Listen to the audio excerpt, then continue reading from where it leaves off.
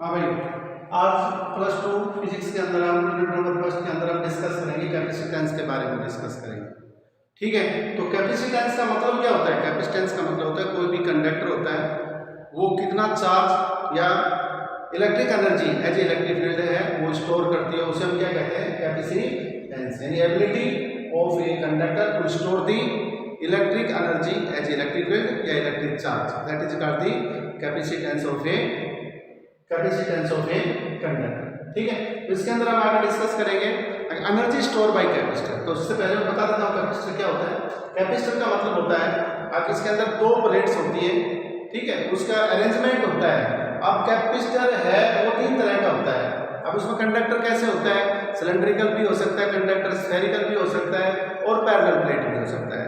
Cylindrical है, यदि plates है वो सिलेंड्रिकल है, यानी कंडक्टर है वो सिलेंड्रिकल है, तो इसका मतलब सिलेंड्रिकल कैपेसिटर है। स्फेरिकल शेप में है तो स्फेरिकल कैपेसिटर है। और यदि वो प्लेट्स है और यदि वो पैरेलल के फॉर्म में है तो उसे हम क्या कहते हैं? पैरेलल प्लेट कैपेसिटर बोलते हैं। ठीक है, तो कैपेसिटर का मतलब तो ये होता है अब वो डिवाइस जो कि इलेक्ट्रिक फील्ड या इलेक्ट्रिक एनर्जी को स्टोर करने की जो एबिलिटी रखता हो उसको हम क्या बोलते हैं? कैपेसिटर बोलते हैं। और कैपेसिटर के ऊपर नेट जो चार्ज होता है वो किसके बराबर होता है? वो 0 के बराबर होता है। लेकिन इसके अंदर जो फार्मूला जो होता है कैपेसिटर के अंदर वो हम क्या करते हैं? C = Q/V, ये मैथमेटिकल फार्मूला होता है। V का मतलब होता है potential of a plate with respect to other plate, या ये कह सकते हैं potential difference between two plate. और C का मतलब होता है उसकी कैपेसिटी, ठीक है, या कैपेसिटेंस। और Q का मतलब होता है किसी एक प्लेट के ऊपर नेट चार्ज। वैसे टोटल चार्ज कैपेसिटर पे 0 होता है, बट Q मीन है नेट या total charge on a one plate out of a two plate. ठीक है, तो इसके अंदर हम डिस्कस करेंगे एनर्जी स्टोर बाय कैपेसिटर। तो कैपेसिटर है वो एनर्जी को स्टोर है वो किस तरह से करता है, तो वो हम टॉपिक डिस्कस करेंगे यहाँ पर। तो यहाँ पर है एनर्जी स्टोर्ड बाय कैपेसिटर। जो कैपेसिटर होता है वो एनर्जी को स्टोर करता है, उसके बारे में बताना है। इसमें दो प्लेट ले ली, पैरेलल प्लेट कैपेसिटर है, दो प्लेट ले ली, ठीक है। इसके ऊपर आपने इसको बैटरी के किस टर्मिनल से जोड़ देते हैं? प्लस से, और इसको बैटरी के किस टर्मिनल से जोड़ देते हैं? माइनस के टर्मिनल से जोड़ देते हैं। एक प्लस का टर्मिनल एक माइनस का, बैटरी का प्लस हो गया माइनस हो गया। ये कोई बैटरी है, ये कोई बैटरी है, ठीक है। इससे आपने कनेक्ट कर दिया, सोर्स ऑफ ईएमएफ भी कह सकते हैं। जिससे हम जोड़ेंगे उसके ऊपर कौन सा चार्ज आ जाता है? प्लस का चार्ज आ जाता है, प्लस का चार्ज। इसमें कौन सा चार्ज? प्लस का। और इसमें कौन सा चार्ज आ जाता है? माइनस का चार्ज। ये क्या हो गया? माइनस का चार्ज हो गया, ठीक है। एक्चुअल में क्या होता है इसके अंदर से जो कैपेसिटर होता है उसमें जो प्लेट होती है, कैपेसिटर की कोई भी प्लेट होती है जो बैटरी के प्लस के टर्मिनल से जुड़ती है, ठीक है। तो उसमें से वो बैटरी का पॉजिटिव टर्मिनल है उस प्लेट से क्या ड्रॉ करना शुरू कर देता है? क्या निकालना शुरू कर देता है? इलेक्ट्रॉन को निकालना शुरू कर देता है, इलेक्ट्रॉन को खींचना शुरू कर देता है। और जैसे इलेक्ट्रॉन इसमें बाहर निकलेगा उसको कौन सा चार्ज आता रहेगा? प्लस का चार्ज। तो इसमें ये होता है, ये इस तरह से। तो थोड़ी देर के लिए हम ये मान लेते हैं अगर ये बैटरी है इसका पॉजिटिव टर्मिनल है, ये dt टाइम के अंदर कितना चार्ज सप्लाई करता है? dq चार्ज सप्लाई करता है, ठीक है। तो ये है इन दोनों प्लेटों के बीच का जो गैप है वो कितना गैप है? ये गैप है। एरिया वैसे रहते हैं दोनों प्लेटों के अंदर, दोनों प्लेटों का कॉमन जो एरिया होता है, इसमें एरिया होता है क्रॉस सेक्शन एरिया, ठीक है। तो दोनों प्लेट में से वो लेते हैं जो कॉमन एरिया होता है। तो इसके अंदर आपको क्या करना है? Then work done by battery to supply the charge dq is given by battery कितना चार्ज सप्लाई करती है? dq। तो बैटरी ने कितना वर्क डन किया है? dw, ठीक है। तो dw = v × में dq। तो बैटरी है, बैटरी का पोटेंशियल हो तो कांस्टेंट है v है, तो dt टाइम में कितना चार्ज सप्लाई करती है इस प्लेट को? dq, ठीक है। तो इसके बाद में हमें क्या करना है? एंड v = क्या है? q/c। c का मतलब क्या है? इस कैपेसिटर की कैपेसिटी। c का मतलब क्या है? c is capacity of a capacitor. तो अब इसके बाद में क्या करना है? देन dw = 1/c इनटू में क्यू इनटू में D Q.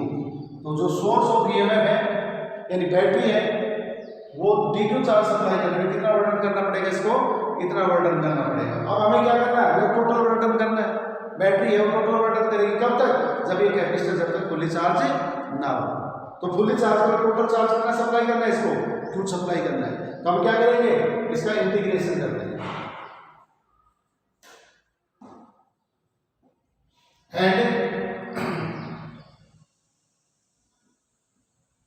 And total work done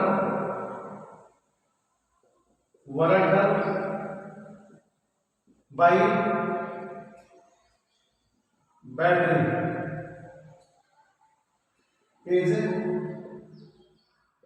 given by total work done कितना हो जाएगा, इंटीग्रेट कर दो 1/c, इंटीग्रेट कर दिया q डी क्यू, जीरो से लेकर क्यू। सबसे कम से कम चार्ज देना सप्लाई कर रही है बैटरी जीरो, और ज्यादा कितना चार्ज दे रही है क्यू, क्यू के ऊपर ही सैचुरेशन कंडीशन है, इसके बाद में चार्ज सप्लाई नहीं करेगी क्योंकि कैपेसिटर फुली चार्ज हो जाता है। और कैपेसिटर जब तक फुली चार्ज नहीं होगा तब तक सर्किट के अंदर क्या फ्लो होता रहता है, करंट फ्लो होता रहता है। जैसे फुली चार्ज हो जाएगा तो सर्किट में से करंट फ्लो होना बंद हो जाता है डीसी केस के अंदर, ठीक है।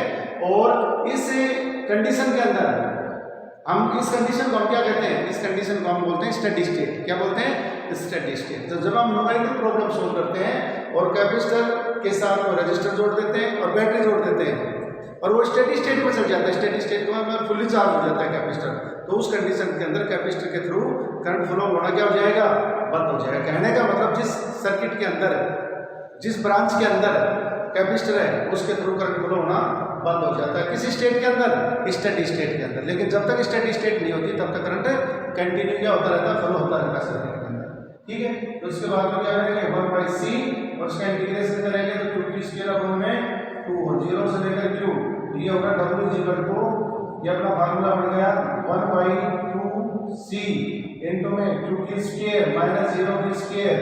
सोल्व करेंगे तो अपना फार्मूला क्या बन गई, देखो पहली लिमिट है, एक लोअर लिमिट है, एक अपर लिमिट है। जो बोलते हैं क्या होता है upper limit minus lower limit. तो w इक्वल टू हमारा फार्मूला क्या बनेगा, क्यू की स्क्वायर अपॉन में 2c, और u इक्वल टू क्या हो गया, u इक्वल टू क्यू की स्क्वायर अपॉन में 2c। तो इतनी एनर्जी स्टोर करता है, ये हमें प्रूव करना था, ये एनर्जी स्टोर करता है। तो जो कैपेसिटर होता है वो एनर्जी स्टोर करता है, कितनी एनर्जी स्टोर करता है, इतनी एनर्जी स्टोर करता है। किसकी फॉर्म में, इलेक्ट्रिक फील्ड की फॉर्म में, किसकी फॉर्म में, इलेक्ट्रिक फील्ड की फॉर्म में। और आगे लिखना चाहे तो कर सकते हैं। बाकी जनरली ये फार्मूला कब यूज होता है, सीरीज के अंदर।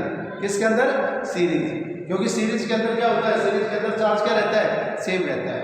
तो इसके अंदर क्या हो जाएगी, u है वो इनवर्सली प्रोपोर्शनल टू क्या हो जाएगी, c से, यानी सीरीज कॉम्बिनेशन है।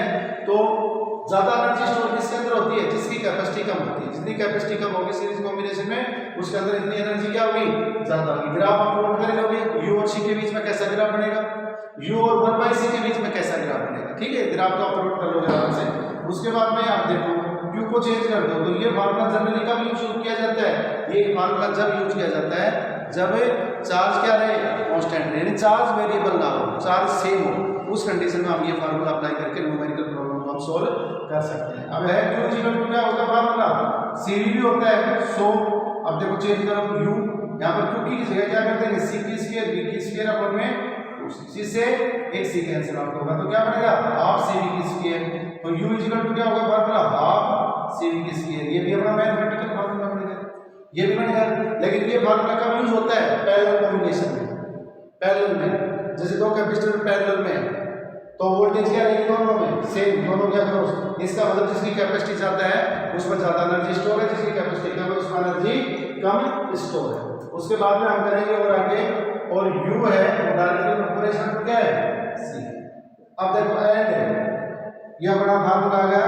इसके बाद में हम क्या करेंगे, c इक्वल टू क्या होता है, q अपॉन में v होता है mathematical formula.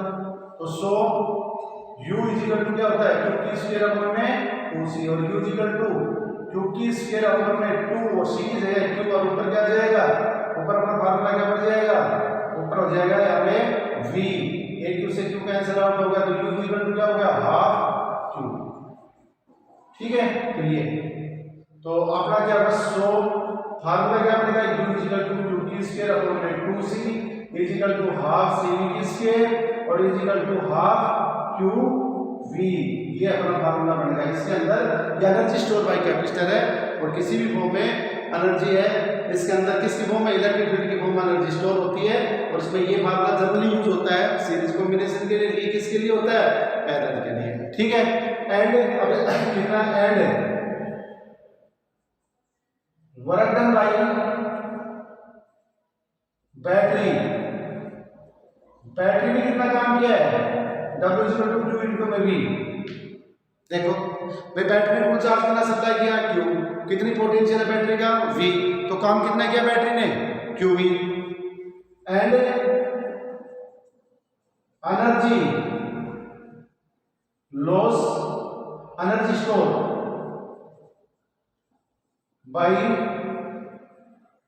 Capacitor is U = half QV।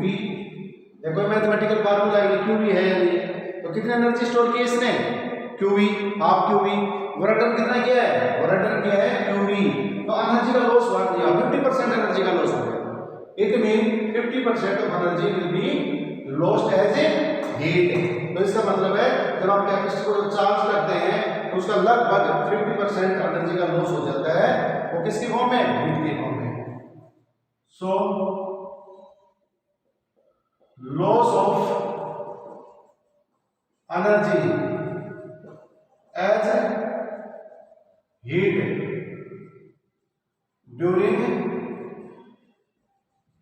charging of capacitor charging of capacitor is given by delta U is equal to W minus U। W क्या है? QV minus half QV। तो कितना होगा delta? U is equal to Q half QV। ठीक है। ये मतलब 50% loss of energy as heat. ठीक है भाई। तो ये टॉपिक था एनर्जी स्टोर बाय कैपेसिटर। तो ये बता दिया है। थैंक्स।